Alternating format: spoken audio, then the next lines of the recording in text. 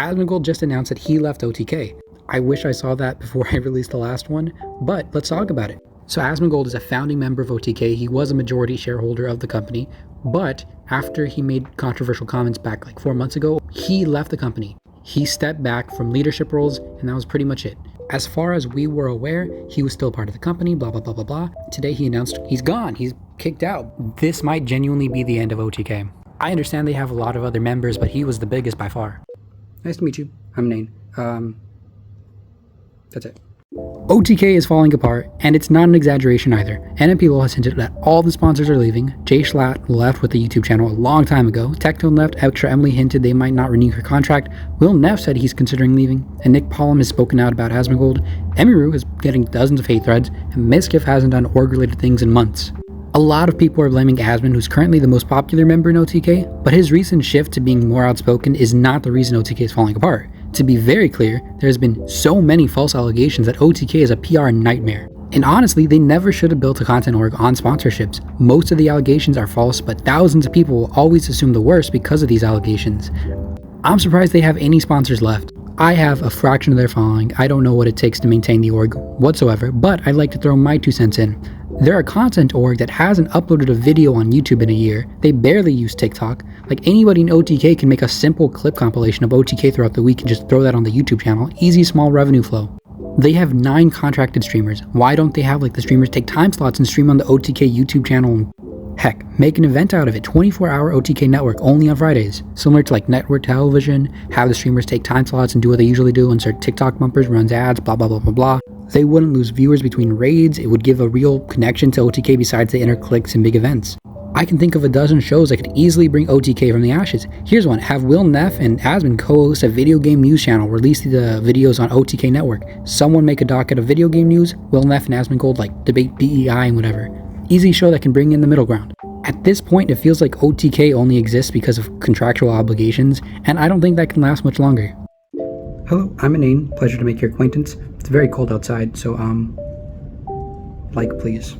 Twitch announced highlights and uploads will have storage limits going forward, which spells trouble for the preservation of speedrunner history, and they revealed strikes are gonna expire. Some of this is good, some of it is kinda bad. If you don't know what a highlight is, think of it like an edited down VOD that you use to be able to save on your channel forever. That's pretty much all it is. The storage limit only applies to highlights and uploads, which means clips and VODs are safe from the storage limit. However, VODs expire after 7 days if you're not an affiliate. So this means if you've been streaming for a long time and if you're saved old VODs on Twitch highlights, that means a lot of your history is gone. You have until April to download what you need and upload it to YouTube and stuff. This primarily affects speedrunners because they're the ones who have hundreds of hours invested in a game, and that Twitch highlight system were the easiest ways to store in their attempts. In regards to the strike system, it used to be that strikes would forever stick to your channel, but going forward, strikes will expire depending on the severity level of your offense, 90 days to 2 years. And they announced they plan on revealing the reason for strikes in the future, but not yet. It's a bit late on my end, so if you're still awake, good night, okay? Phil Spencer announced going forward, they will focus on releasing Xbox games on other platforms. This makes sense as a business decision, however, as a fan of Xbox, it kind of alienates the point of an Xbox.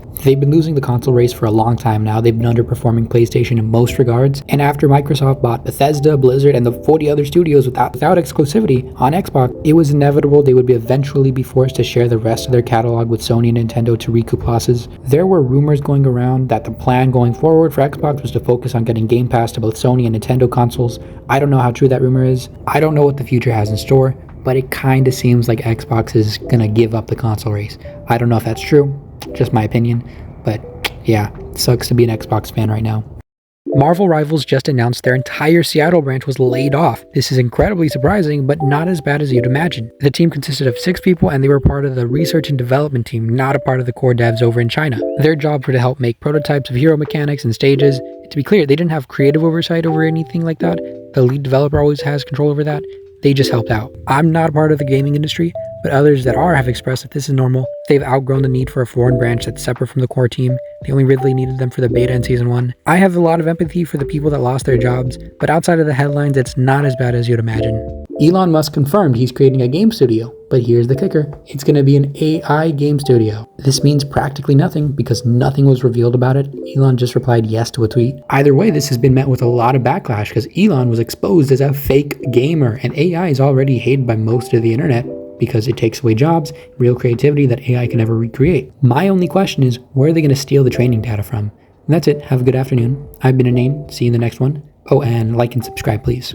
So recently, several Minecraft creators have come out and claimed that Warner Brothers, the corporation, was falsely claiming their YouTube videos, and they were claiming ownership over the Minecraft soundtrack, C418's work, which he still owns. This took place for about a week, but C418 came out and he claimed that it was just an accident, and Warner Brothers is trying to make everything right. So yeah, thankfully, it was all an accident.